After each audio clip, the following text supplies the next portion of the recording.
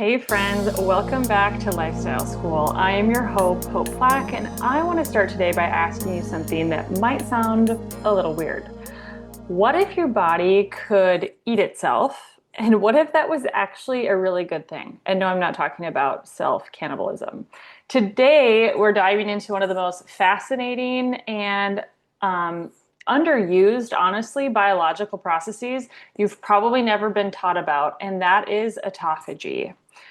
Autophagy is your body's built-in system for cleansing, healing, repairing, and even recycling itself on a cellular level. It's something your body already knows how to do, but most people go through their entire lives without ever activating it. Why, you may ask? Well, because our modern environment, our food timing, our stress levels, our sleep habits, and lack of metabolic flexibility has trained our bodies to stay stuck in a quote fed state and never reach a deep state of repair. So, in today's episode, we're going to talk about what autophagy is, why it's essential for fat loss, longevity, brain health, and disease prevention, how you can activate it, what shuts it off, and how to start using this process to rebuild your health from the inside out.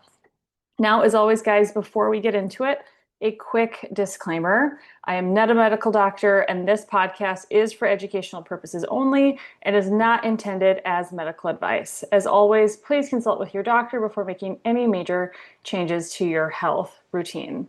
With that, let's get into it. So let's start with the basics. The word autophagy comes from the Greek auto, which means self, and phagy means to eat. So it literally means self-eating. Sounds gross, right? But actually, it's one of the most healing and intelligent things your body can actually do. Autophagy is your body's way of cleaning house. Every day your cells build up damaged components. Think, misfolded proteins, dysfunctional mitochondria, worn out organelles, even viruses, and intracellular bacteria. And autophagy is how your body says, all right, time to break this stuff down and either recycle it or get rid of it. It's the process by which your body clears out cellular junk. It recycles parts for fuel or rebuilding, which is really, really cool. And it prevents the buildup of toxic or inflammatory debris. So if you've ever heard someone say that, fasting, quote, cleanses the body, this is probably what they're referring to, not some green juice detox, but actual cellular level deep cleaning that's happening during the fasting process. So another interesting thing to note, which you probably don't know, in 2016, there was actually a doctor, his name, and I apologize ahead of time if I butcher this, is Yoshinori Osimi. And he won the Nobel Prize in Medicine in 2016 for his discovery of the mechanisms behind autophagy. So his research really shows that this process is critical for maintaining health, for resisting disease, and aging well. And I would say we're just scratching the surface, I personally think, on understanding how truly incredible this process is. And so here is why autophagy really matters. Our cells aren't perfect. Excuse me, as we know, every day they accumulate damage, from things like UV rays, poor sleep, environmental toxins, processed food, stress, aging, you name it, and even normal metabolic activity. And if we never clean up that damage, it begins to clog the system. And autophagy is how we clear or clean the filter, and it touches literally every area of our health. So think brain health. Autophagy clears away misfolded proteins like beta amyloid plaque, which is associated with Alzheimer's disease. And it also helps neurons stay healthy and regenerate. So if you are someone who's been touched by, something like Alzheimer's, this is a really big deal because it is incredibly painful to watch a loved one lose their memory. But we actually have this tool in our body, if we use it, that can help clear up these misfolded proteins before they build up and start to cause major issues in our brain. How cool is that? I will say, guys, every day that I continue to learn more about the human body and how it works, the more I'm just actually in awe of how incredible it is, how intelligent it is. Like, talk about intelligent design. And, it just really gets back to the belief that I have, and I say this all the time, is that our bodies aren't broken. And I think a lot of times we can hold on to that feeling when things aren't going well. Our body wants to heal, and we have all of these different mechanisms and processes within our bodies and within our cells and our cellular structures that want to heal. And we just have to know how to turn these on. And unfortunately, they're just not talked about enough. And that's another reason why I wanted to talk about autophagy today. So autophagy is huge for brain health.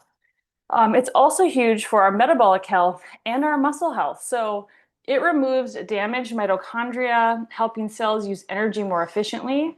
And what this does is it supports insulin sensitivity, glucose regulation, and fat burning. So you're going to feel the benefits on your weight loss journey, not just on your healing journey, by using autophagy.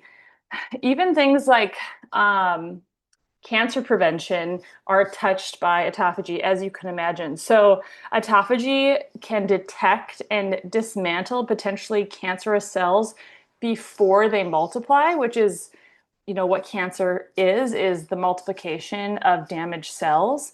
And it's a key way our body polices itself at this microscopic level, which is huge. And damaged cells, what they can do is they can release inflammatory molecules. And what autophagy does is clears them out. And we can, through autophagy, reduce the root cause of a lot of chronic inflammation, which is also a very big deal because that leads into our immune function. Autoimmune conditions are a lot of times rooted in inflammation. And so autophagy touches your immune function as well. Your immune cells use autophagy to destroy pathogens and renew themselves, and it's essential for a resilient, balanced immune system. So I want to be clear that autophagy isn't just about looking better, although it will help you look better. This is about aging slower. It's about living longer and avoiding chronic disease that so many people fall into, things like diabetes, Alzheimer's, autoimmune disorders, cardiovascular disease. All of these are connected to a breakdown in cellular repair mechanisms, and autophagy is a key role in making sure the little machines that are our cells are working the way that they're meant to. So what happens when autophagy isn't happening? Well, I've kind of alluded to it, but this is where things start to go wrong without regular cleanup. So damaged mitochondria leak these molecules that are called free radicals, and those increase oxidative stress on our system. And inflammatory proteins build up in the brain and the nervous system. Insulin signaling becomes less efficient, leading to blood sugar issues. Cellular, quote, junk piles up and slows down our metabolism. And then cells divide abnormally, increasing the risk for things like cancer and autoimmune flare-ups. Think of it like living in a house where no one takes out the trash. Sure, you're fine for a day or two, but over the course of weeks, months, or even years, things get really toxic and really gross and really built up. And that's what happens in the body when autophagy is consistently suppressed. And for many people, unfortunately, that's exactly what's happening because one, they don't even know what autophagy is. They don't know that their body's capable of it. And two, they've never been taught how to turn it on. So that's what we're going to get into now. So I want you to feel empowered by this part. Your body wants to clean up the mess.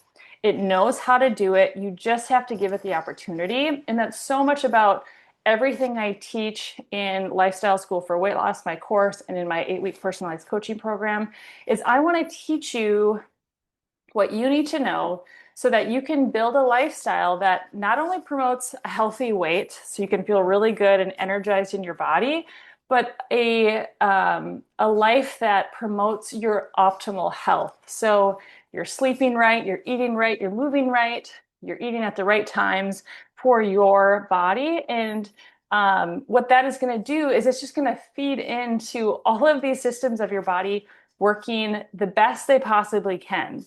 And so these are the biggest triggers for autophagy. Number one is fasting. And just another reason why I'm such a big fan of fasting done right. So when we fast, as hopefully you know by now, our insulin drops, and then our nutrient sensing pathways like mTOR and IGF-1 also go quiet. And what this does is it signals the body that there's no more resources coming in. So it's time to go into conservation mode and repair mode. So autophagy begins to ramp up at around hour 16 to 24.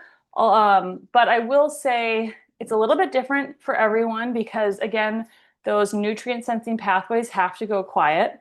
So for some people, and I would say especially women, it tends to be a little bit later, like just past that 24-hour mark, and then peaks between hours 36 and 72 hours. And this is partially why, amongst other reasons, why I don't usually coach in regards to fasting, doing fast longer than 72 hours, because from like a metabolic and weight loss perspective, some of the benefits start to diminish after 72 hours. So that's why there's like this sweet spot between 36 to 72 hours when it comes to our fast. And the longer the fast, the deeper the cleanup.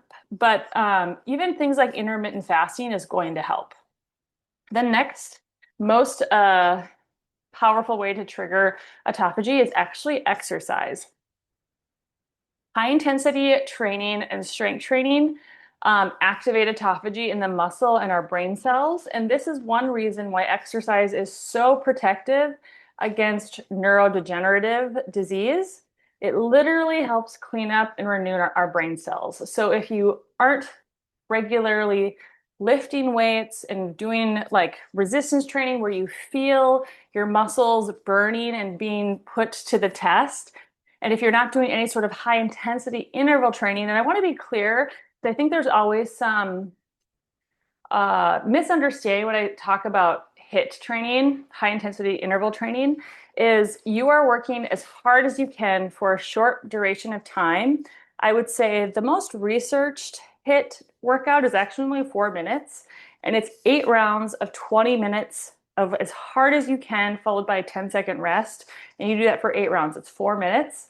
But this is like an all out, you can't do anything during your 10-second rest. And you can do longer intervals, but I would say the problem that people get into when it comes to HIIT training is they do more of what you'd call MIT training, moderate intensity interval training, where they work pretty hard, but they're not totally gassed. It's not a max effort during their rest time. And so they're not going to get the same benefits. So that's just something to keep in mind when you're thinking about HIIT training. If you're doing like a HIIT workout class, but you're literally moving the whole time, it's not a true HIIT class because you have to have those times of rest because you're going at 100% during your working interval. So high intensity interval training is very intense. And so I just wanted to put that asterisk on there, but super powerful for activating autophagy and also just for our brain health. So again, if you know someone in your family who suffers from neurodegenerative disease, a lot of times it runs in families, like you have to be proactive about this. You need to start doing this for your brain now because you don't want to be in your 50s, 60s, 70s and realizing, shoot, like my brain is not working the way that I want it to. It's just, it's easier to stay out of trouble than get out of trouble. So number 3 is low insulin states. So this goes hand in hand with fasting, but if you eat real food, lower carb diet with minimal blood sugar spikes, you're going to spend more time in a state where autophagy can be turned on, even between fasts. So Really leaning into protein, fat, and fiber, not going for those starchy foods, balancing your blood sugar, that is going to be a key lever to get autophagy to happen.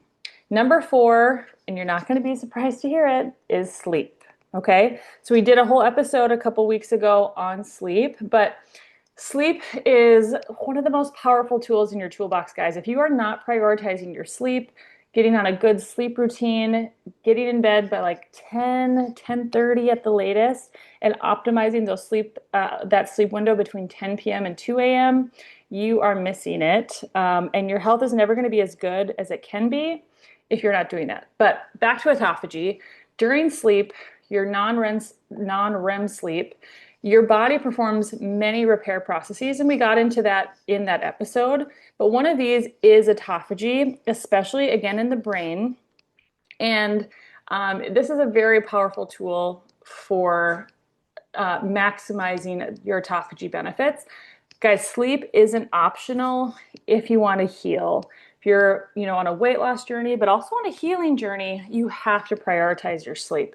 It has to become almost like priority number one. And I promise you, if you start sleeping really good, everything else in your life, your eating, your exercise, your relationships, your emotional regulation, your mental regulation, everything is going to become easier. So prioritize sleep. I'll get off my soapbox now. And number five is hormetic stressors. So short, intense stressors like the sauna, cold exposure, breath work, or again, even HIIT workouts stimulate autophagy by temporarily stressing the system in a way that builds resilience. And again, referring back to that HIIT workout that I told you, it's called a Tabata. It's only 4 minutes. But these hormetic, healthy stressors on our body, we're not talking about chronic stress. We're talking about short bursts of stress that make us stronger. These are going to help trigger autophagy. So now let's talk about the flip side. What shuts off this process of autophagy? Well, most of our modern lifestyle unfortunately does. So things like constant eating, grazing, or snacking. I know when I was on my health journey, this is one of the things that I needed to nip in the bud very quickly because it spikes your insulin, puts you on the blood sugar roller coaster, and it never gives your body an actual time to access fat as energy. But also what it does is it totally shuts off autophagy because your body doesn't have to look inward at all if you're constantly shoving food in your mouth. Next is chronically elevated insulin or blood sugar, which goes hand in hand with the snacking. Excessive protein actually can shut off autophagy, especially leucine, which I thought was very interesting. Another one, you're not going to be surprised by this, but poor or disrupted sleep. So, even if you're like, well, I'm getting 8 hours total, but I get, six at night, and then I take a 2 hour nap, it's not going to be as good as like an 8 hour stretch. So as ideally you're going to bed and you're staying asleep, that's going to be the optimal for your health. Again, sedentary behavior and chronic stress and high cortisol, all of these things are going to shut off autophagy. And really what I'm just talking about is most of modern life. So if you're eating 6 times a day, getting poor sleep, staying in a stressed, sedentary cycle, you're probably never activating autophagy. And that means your body is constantly accumulating waste with no cleanup crew in sight. How I like to think about it is, have you ever seen the clips, or maybe you actually saw the show, but I believe it's on TLC. There's like the Hoarders show. I've only seen clips that circulate on social media, but you see these poor people, their houses are filled with garbage where they're walking over feet of garbage to get through their house. And it's absolutely devastating and disgusting. Like, we don't want that to be the state of our internal bodies. So we have to give our body the chance to bring in the cleanup crew, do a deep cleaning. And just like if you were living in a really messy house, you would feel so much better. Your body is going to feel so much better when you are activating these processes that our bodies are meant to do. So let's bust a myth real quick while we're here talking about autophagy, because I hear this all the time from either people I'm talking to or my clients, or I see it on social media. But I want to be very clear. Autophagy does not mean your body's eating healthy muscle tissue. In fact, during short fasts, the process of autophagy is actually protective of muscle. It breaks down damaged or inefficient components to make your muscle cells more resilient. And so when you combine fasting with proper refeeding, strength training, and adequate protein intake, your muscle mass stays intact or even improves. And I can say with absolute certainty that I have experienced this myself as well as my clients. I, I know a lot of people don't think it's possible to lose body fat and build muscle simultaneously. And while you're not going to maybe have peak muscle growth, you can for sure put on muscle while optimizing your body fat with fasting. And this is something that I did after I had my third baby. I was doing quite a lot of fasting at the time, and I was also doing a lot of strength training. And I will tell you, I was bench pressing over 135 pounds for reps.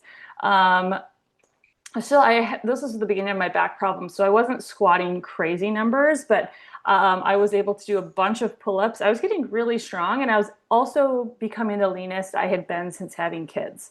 So you absolutely can get really strong, preserve your muscles, and build muscle while fasting and activating autophagy. And this is exactly what I teach in Lifestyle School for Weight Loss: how to fast strategically without losing muscle, without damaging your metabolism, or following into, the yo-yo diet trap of bulking and cutting, which is essentially that on some level. So the hard truth is, unfortunately, most people go decades without activating autophagy once.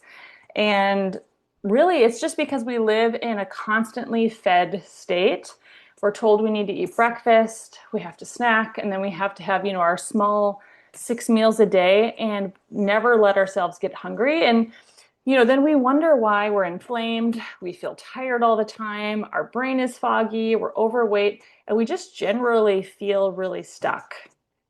And, hunger has been, or I should say, it has become something that I think we fear.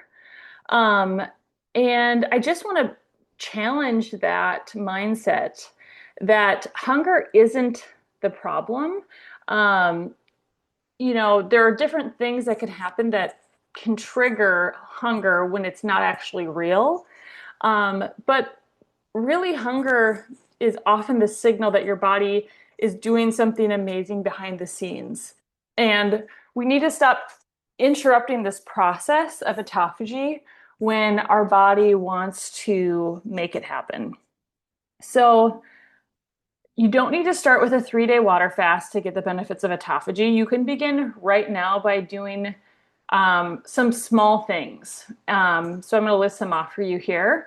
Number one is just starting by fasting for like a 16 or 18-hour window once or twice a week. That would be a great place to start. Avoid snacking between meals. Another huge step.